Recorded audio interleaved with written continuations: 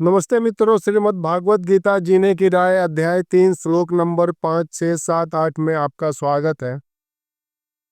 न हि कश्चित् क्षणम् अपि जातुतिष्ठति अकर्म कृत कार्यते हि अवसम कर्म सर्वे प्रकृति जय गुणे। प्रत्येक व्यक्ति को प्रकृति से अर्जित गुणों के अनुसार विवश होकर कर्म करना पड़ता है, अतः कोई भी एक क्षण के भर के लिए भी बिना कर्म किए नहीं रह सकता है।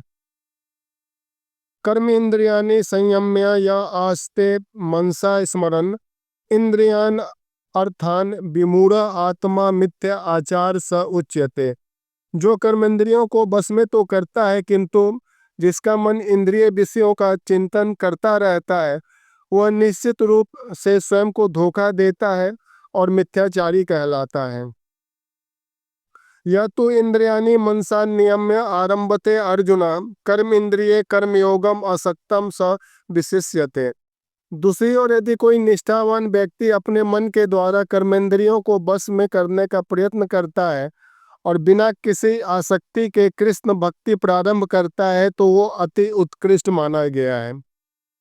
नियतम कुरु कर्म त्वम कर्म ज्याय हि अकर्मणाम शरीर यात्रा अपि च ते न प्रसिद्ध्यते अकर्मणा।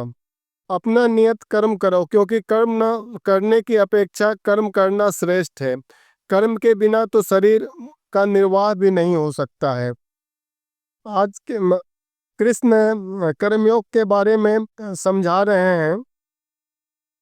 जो आत्मा का स्वभाव यह है कि वो सदैव सक्रिय होता है, और आत्मा चूंकि सक्रिय रहती है, इसलिए मनुष्य एक क्षण भर के लिए भी बिना कर्म किए नहीं रह सकता है।